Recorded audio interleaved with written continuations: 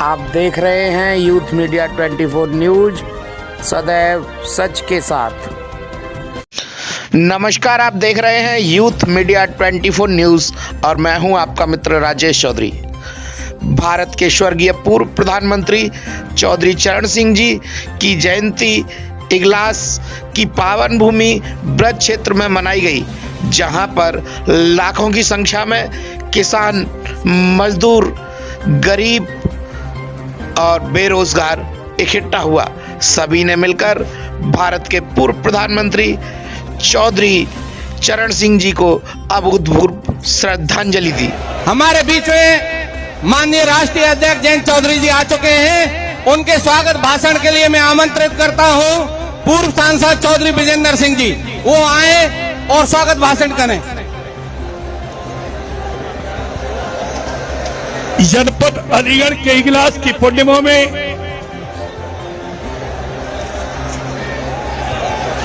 उस मरहूम शख्सियत पूर्व प्रधानमंत्री किसानों के मसीहा माननीय चौधरी साहब की धरोहर भाई अजीत सिंह जी के शपथ, नौजवानों की धड़कन भाई चौधरी जयंत चौधरी साहब, साथ में बैठे हुए समाजवादी पार्टी के प्रदेश अध्यक्ष उत्तम पटेल साहब, बीच में हमारे एक ऐसे महान योद्धा, उद्योगपति और किसान नेता के रूप में सलीम शेरवानी साहब, दोनों पार्टियों के प्रदेश के अध्यक्ष, सभी पदाधिकारी और हमारे मंच पर बैठे हुए तमाम विधायक और सांसदगण और साथियों, दोस्तों, सबसे पहले मैं अपनी तरफ से अलीगढ़ जनपद की तरफ से, इगलास की तरफ से आदरणीय चौधरी साहब का सम्मान करता हूं, स्वागत करता हूं, वंदन करता हूं, अभिनंदन करता हूं।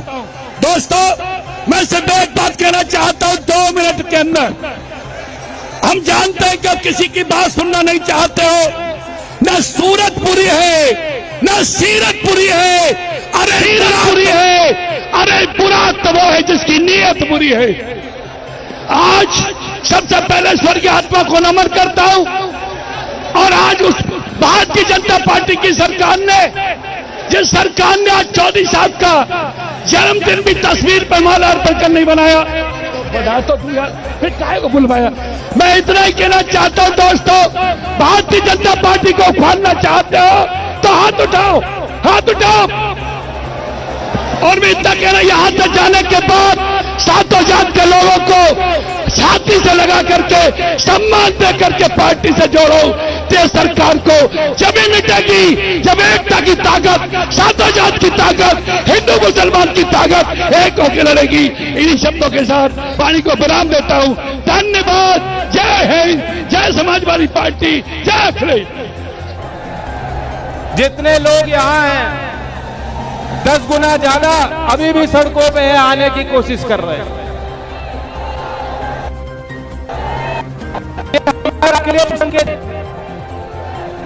इससे देश के किसानों के अंदर एक नई उम्मीद जागी। जिस तरीके से किसान, मजदूर, कमेरा आज इकट्ठा हो रहा है और 23 दिसंबर किसान दिवस, ये तो आपका ही दिन है। पहली बार ऐसा हो रहा है कि 23 दिसंबर के इतने बड़े विशाल आयोजन में, क्योंकि बड़े बड़े आयोजन हुए, कभी मेहम में हुआ, हरियाणा में कई बार, राजस्थान में बड़ी बड़ी सभाएं हुई, सादाबाद में बहुत बड़ी सभा हुई थी, मेरठ की धरती में बहुत बड़ी सभा हुई थी। अक्सर 23 दिसंबर को हम लोग इकट्ठा होते थे, चौधरी चरण सिंह जी को श्रद्धांजलि देते थे और आगे के रास्ते पे चर्चा किया करते थे। लेकिन पहली बार ऐसा हो रहा है कि आज 23 दिसंबर का इतना विशाल आयोजन चौधरी चरण सिंह जी की कर्म भूमि अलीगढ़ की इगलास, जिसे मिनी छपरौली का नाम आप देते थे,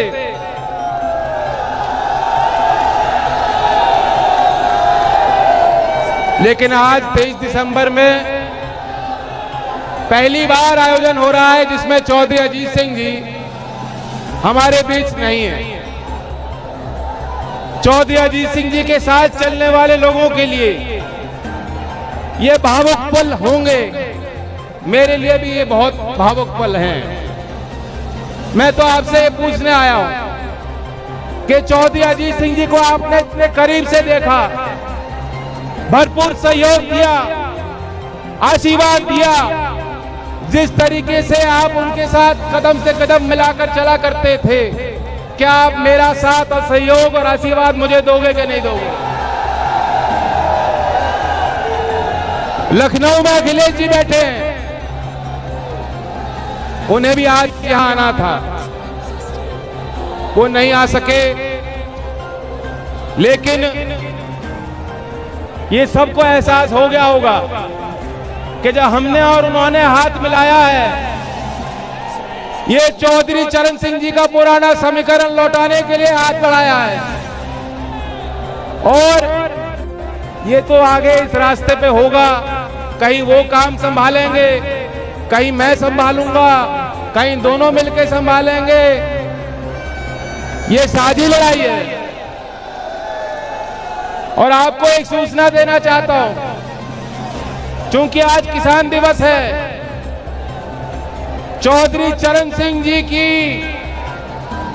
वे बात याद करो जो कहते थे किसानों को कि एक आंख अपने खेत में रखते हो तो दूसरी आंख दिल्ली और लखनऊ यानी अपनी राजनीति पे रखा करो। चौधरी चरण सिंह जी की विशाल विराट विरासत को संभालने के लिए और देश के किसान को सम्मान दिलाने के लिए आज लखनऊ से माननीय अखिलेश जी ने एक ट्वीट किया है, मैं आपको जानकारी देना चाहता हूं। उन्होंने मांग की है कि चौधरी चरण सिंह जी को भारत रत्न दिया जाना चाहिए। क्या आप सहमत हो? सहमत हो तो हाथ उठा के बताओ, सहमत हो?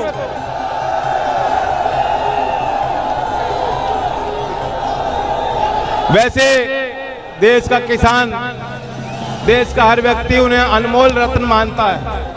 मैं भी क्योंकि उस परिवार से आता हूं, मेरी कुछ सीमा है, मैं क्या बोलूं नहीं बोलूं, लेकिन जिस तरीके से अखिलेश जी ने वकालत की है, आज रात को लखनऊ में योगी बाबा को और दिल्ली में मोदी जी को नींद नहीं आने वाली।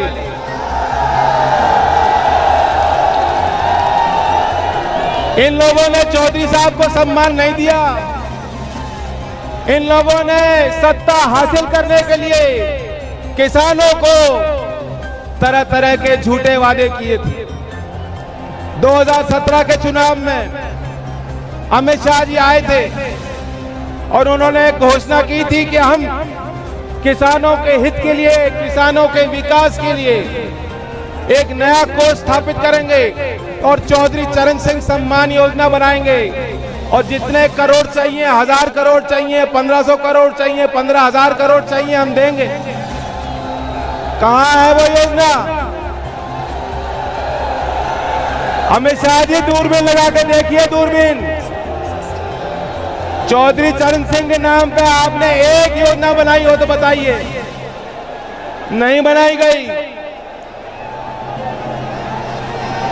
7 दिन में नया साल आ जाएगा,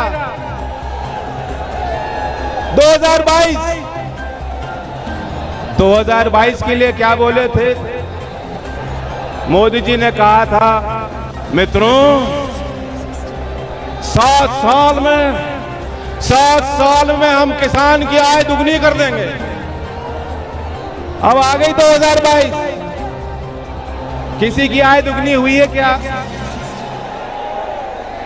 हमें आपको पता है किसी की आय दुगनी नहीं हुई, लेकिन मैं आपको आंकड़े बताना चाहूंगा।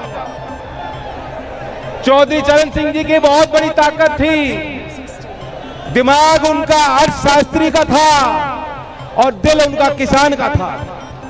वे गांव की भाषा बोल लेते थे, समझ लेते थे और अंग्रेजी में किताब लिख लिया करते थे और कई बार भाषण में वो आंकड़े दिया करते थे। हो सकता है कि उनके भाषण को सुनने वाले लोगों को उनके आंकड़े सारे समझ में नहीं आते हो, लेकिन चौधरी साहब अपना फर्ज मानते थे कि गांव के गरीब घर में पैदा हुआ व्यक्ति भी देश के मुख्यधारा में पहुंचाना है तो देश के मुद्दे गांव तक पहुंचाने होंगे। ये चौधरी चरण सिंह जी मानते थे और उन्हीं की तरह अगर हमें काम करना है, मैं आपको आंकड़ा बताना चाहता हूं, क्योंकि अब तो देख रहे हैं रेडियो पे, टेलीविजन में, अखबारों पे पूरे अखबार पाट दिए योगी जी ने, एडवर्टाइज कर रहे हैं, कह रहे हैं कि सब किसान खुशहाल हो गए, किसान की आय दुगनी हो गई। मैं आपको आंकड़े बताना चाहता हूं, आज देश की प्रति व्यक्ति औसत आय 86,659 रुपए है। 86,659 रुपए प्रति व्यक्ति देश भर की आय है और उत्तर प्रदेश की 41,023 रुपए, आधे से भी कम पे हो, आधे से भी कम पे। पूर्व की सरकार जब अखिलेश जी मुख्यमंत्री थे 2016 और 17 में, वो 5 साल आप देखेंगे तो हमारे प्रदेश की जीडीपी का प्रगति दर यानी घरेलू उत्पाद, कुल घरेलू उत्पाद जो जीडीपी कहते हैं, औसतन 5 साल में 2012 से लेकर 2017 तक उत्तर प्रदेश में 6.9% का प्रगति दर था और योगी जी बाबा जी के राज में 1.9 रह गया, 1.9। ये सब क्यों है? क्योंकि बाबा जी को कुछ अता पता नहीं है। बाबा जी बैलेंस शीट नहीं पढ़ सकते, बाबा जी के आगे फाइल रख दी जाती होगी, अधिकारी उनको जैसा समझा देते होंगे, बिना फाइल को देखे पढ़े वो हस्ताक्षर कर देते होंगे और बयान दे देते होंगे। योगी जी बैलेंस शीट नहीं पढ़ सकते।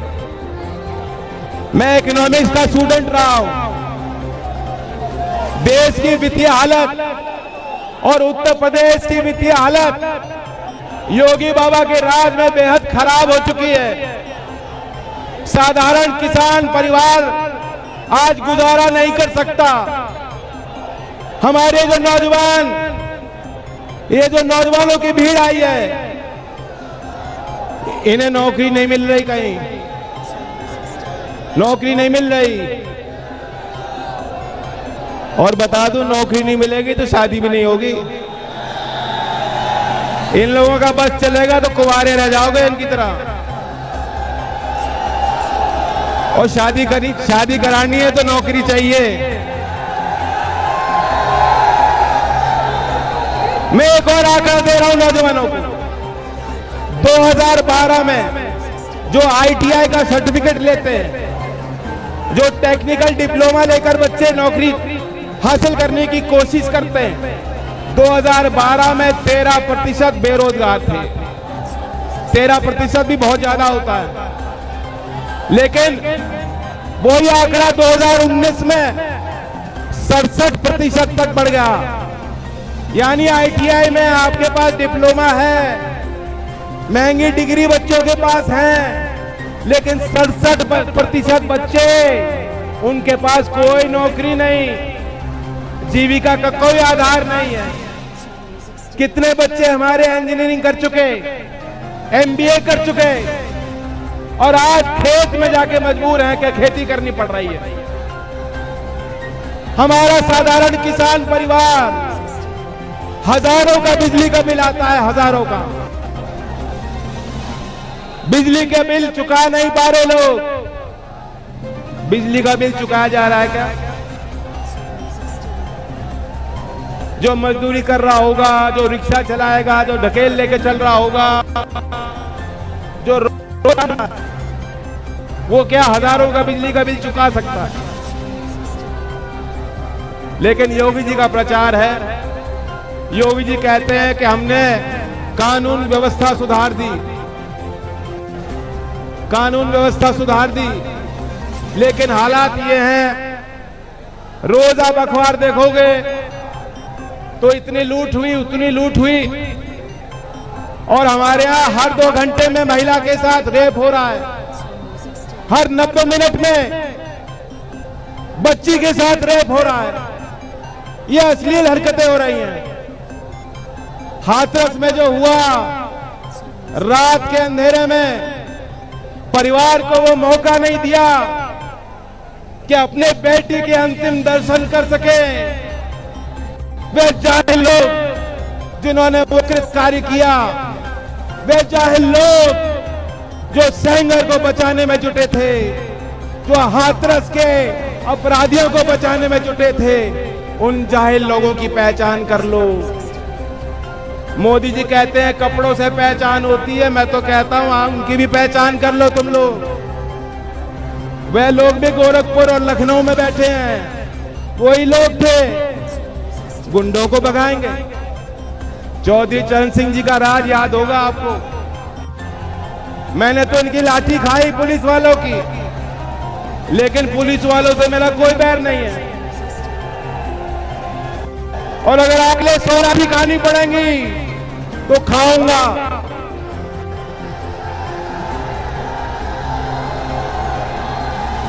लेकिन वर्दी पहनने वालों का ख्याल रखेंगे हम। चौधरी चरण सिंह जी 1960 में सीबी गुप्ता की सरकार चल रही थी और चौधरी चरण सिंह जी गृह मंत्री थे।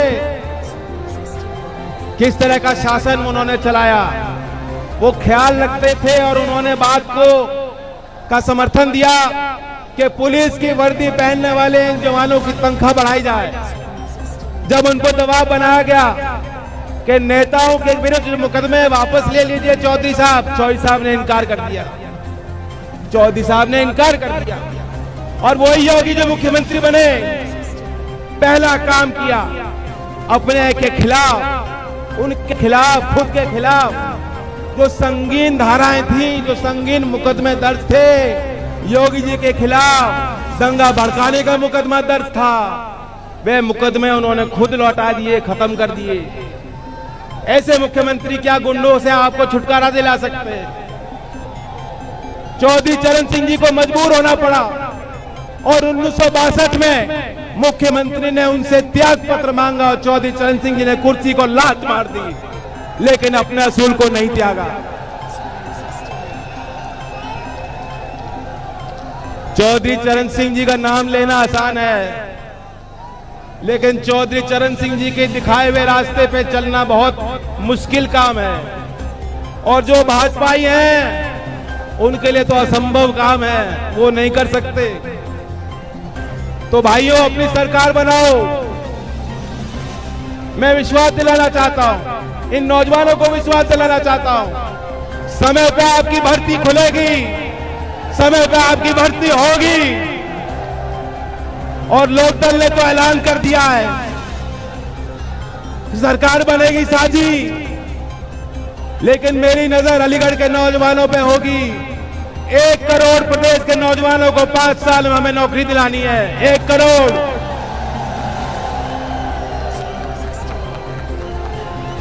आज 23 दिसंबर है और अखिलेश जी से भी मैंने बात की है, वे भी अपना मैनिफेस्टो जल्द जारी करेंगे। लेकिन एक घोषणा मैं करना चाहता हूं, अगले साल जब 23 दिसंबर आएगी और लोकदल और सपा की सारी सरकार लखनऊ से काम कर रही होगी, तो किसानों को जो प्रधानमंत्री सम्मान योजना में केंद्र की सरकार 6,000 देती है, हम 12,000 दिलाने का काम करेंगे। यही 23 दिसंबर, अगला साल यही 23 दिसंबर को। तो अगर ये दिन देखना चाहते हो तो आप आशीर्वाद दोगे। इगलास की बहुत प्रसिद्ध चमचम है मिठाई, इगलास क्षेत्र का विधायक जिताओ। लखनऊ में हमारे गठबंधन के विधायक जिताओ, पहुंचाओ, किसान और नौजवान की सरकार बनाओ, और तब मैं अलीगढ़ की और इगलास की चमचम खाऊंगा। खिलाओगे? चाहे डायबिटीज हो जाए, खाऊंगा जरूर। अब समय बहुत कम रहता है। मैं आज इस अवसर पर जिन किसानों ने लंबा संघर्ष किया उनको याद करना चाहता हूं, उनके प्रति अपनी संवेदना व्यक्त करना चाहता हूं। जो 700 से ज्यादा किसान शहीद हुए, आज किसान घाट पे हमने हवन किया।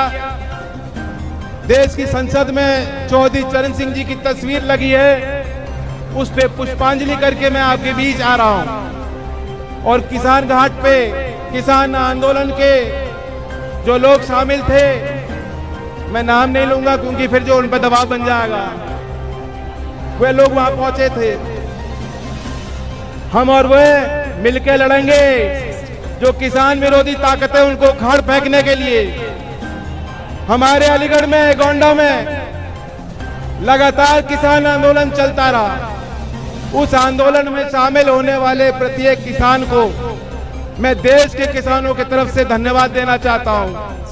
चौधरी चरण सिंह की आवाज बनके आपने पहली बार इस देश को, भारतीय जनता पार्टी की सरकार जो चला रही है, पहली बार उनको यह एहसास दिलाया कि अगर किसानों से लोहा लोगे, अगर किसानों से लोहा लोगे तो हार जाओगे, पहली बार।